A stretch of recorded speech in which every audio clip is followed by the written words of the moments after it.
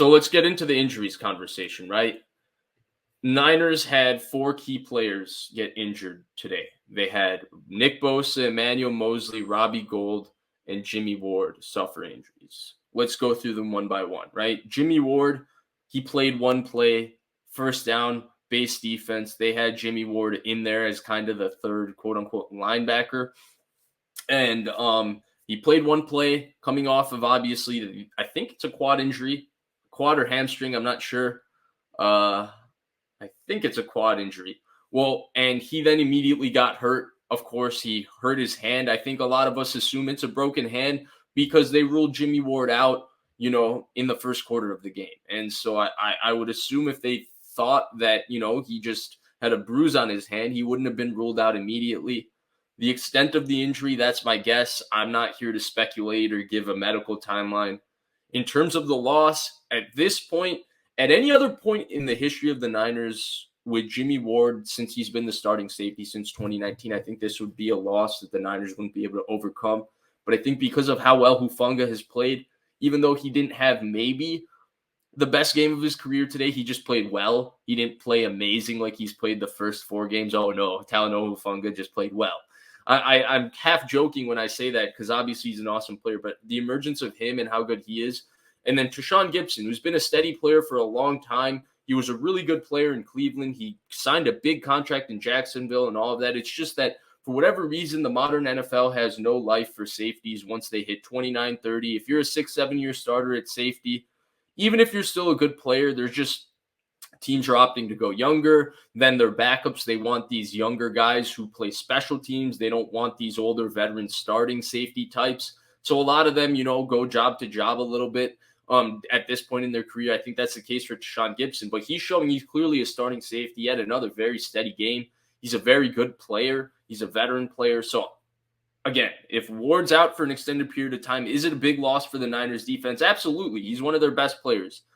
But I don't think of the injuries that we're looking at below on the screen, right? There's 4 of them to 4 key players.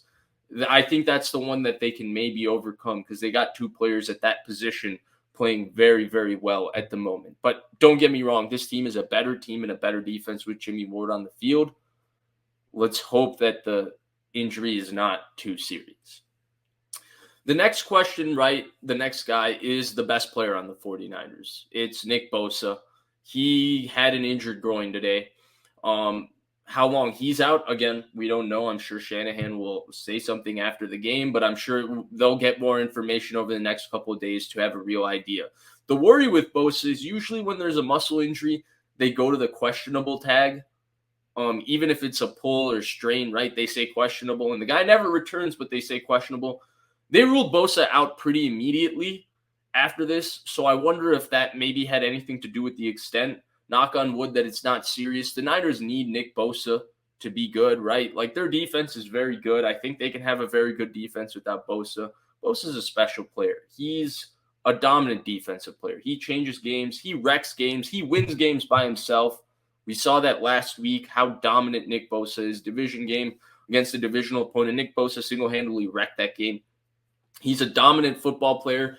He was, to me, the defensive player of the year, and I don't just say that as a Niners fan. I think truly he was the defensive player of the year until this point, before this injury. We'll see how serious it is, but I think that's one that if the Niners have a serious injury to Nick Bosa, I have questions about their entire season.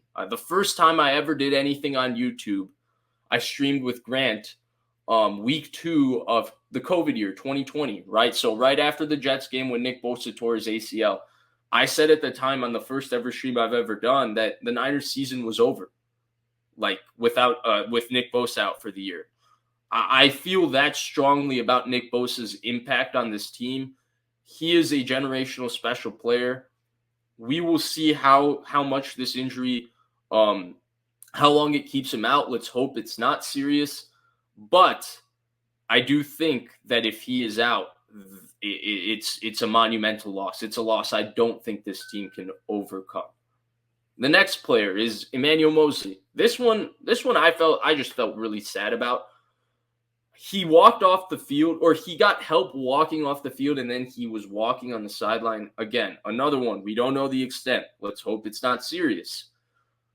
But if he is out first, I just felt gutted for Emmanuel Moseley, right? This is a guy, undrafted player, did a lot of really good things to originally make this team, and then he's played so well every time he's gotten an opportunity to start.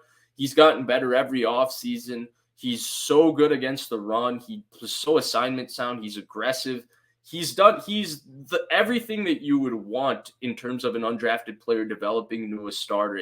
His story is fantastic. And then you take that onto Emmanuel Moseley was playing like a Pro Bowl player. He had a pick 6 in this game, and he is on track to get paid this offseason, whether it's by the 49ers, whether it's by somebody else. And Emmanuel Moseley was going to make I think, going to make a lot of money this offseason. So from that standpoint, I'm gutted for the person and the player. Like, if this is a serious injury, I think it would be brutal. In terms of the impact, I do think the Niners have the most corner depth they've ever had under Kyle Shanahan, right? We talked about it. Jason Verrett is coming back. I said that, to me, Jason Verrett is the ultimate insurance policy last week. If God, worst thing happens, some bad injury happens to one of these guys starting, having Jason Verrett there is great. But otherwise, I don't know if they really need Jason Verrett this year because their starting corners are so good, and Verrett doesn't play special teams, and he has the injury history. You don't need to actually rush him back. You can kind of keep him on the back burner and allow him to get as healthy as possible. Well, now the Niners do need Jason Verrett. I do think that. So they went with replacing Emmanuel Moseley. They gave a little look because Moseley was out for a couple of plays.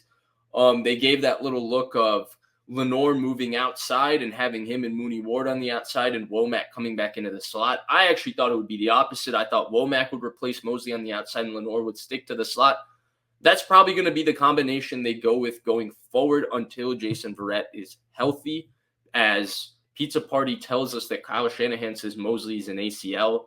So if Moseley's an ACL, he's out for a year. That's probably what they're going to do.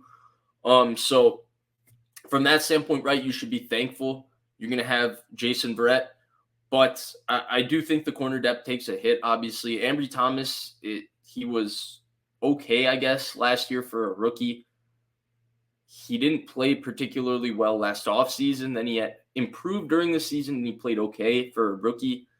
He had a really bad offseason by all accounts this offseason. He hasn't looked very good in the preseason from what I've been able to watch. I don't have a definitive opinion on him today. It's hard to say where he is in his career, but at this point, I don't know if he's actually ready to be, a starting corner on the other side of Jimmie Ward for the caliber of defense this needs to be. I think he can. I don't know if he's ready for that. So, corner depth is going to be tested now. I think it's really unfortunate to hear Emmanuel Moseley has an ACL injury. I hope it's not the tear, but we'll see. I'm gutted for Emmanuel Moseley. It's a big loss for the Niners defense. I think we'll have to see, just depending on the health of other players, what will happen. But I do think that we can at least be thankful that this year they have applied some resources in terms of getting depth to the position. So, they're not going to have to sign Josh Norman and Drake Kirkpatrick tomorrow and have those guys suit up and play Sunday. So I guess that's the one silver lining here. It's obviously a bittersweet victory now for the Niners. Let's hope, again, it's not a torn ACL for Emmanuel Moseley. The final injury we have to touch on is the Robbie Gould injury. That one, I don't know exactly what happened, right? The kickoff coverage, first of all, is bad. You shouldn't be in a position where your kicker is the one that needs to make that tackle. Gould is obviously the one that is the new kickoff specialist. Wishnowsky was doing it a couple years ago. He's not very good at kicking the ball off. We can see he doesn't kick it off the tee very naturally. I played soccer. Wishnowsky's technique is not soccer style. A lot of people who play soccer kick soccer style, like Robbie Gould, they bend their knee very far and they create that snap from their knee and extend out through their toe when they kick through the ball. Wishnowsky kind of we used to call it, my coaches when I used to play called it Frankenstein legs, where you keep your straight leg completely straight and just try to kick straight through the ball. That's kind of how he kicks when he's kicking off. We saw a couple of those kicks were quite ugly. He's obviously not the answer for the kicking game. They're going to sign somebody. But Gould has been so steady, and we know how clutch he is. So I do think that will be something that's a question mark. We will see what the injury is with Robbie Gould. There's two things I do want to say about Robbie Gould, though. I think one, in regards to Robbie Gould, this is maybe an opportunity, right? His contract is expiring this offseason. The Niners are going to have to find a long-term solution at kicker. He's pretty old. He's in his 40s. We don't know when he's going to retire. I live in an area where, like 15 minutes from where Robbie Gould lives, and I do know that Robbie Gould, I don't know if I can say that, but the point is, I don't know if I could say it, not because I'm going to say anything groundbreaking. It's just, either way, going back, the point is the Niners are going to have to find a solution at kicker long-term anyway. So we'll find out if they can maybe find something if Robbie Gould is out for an extended period of time. But obviously the Niners do need Robbie Gould. As much as we, make fun of the value of kickers, I guess, sometimes in a joking community, he has great value with the fact that he's so steady. He doesn't miss big kicks. The Niners do need him, obviously, they need his just veteran presence, knowing that, in a tight game in the playoffs, Robbie Gould is not going to be choke in that moment.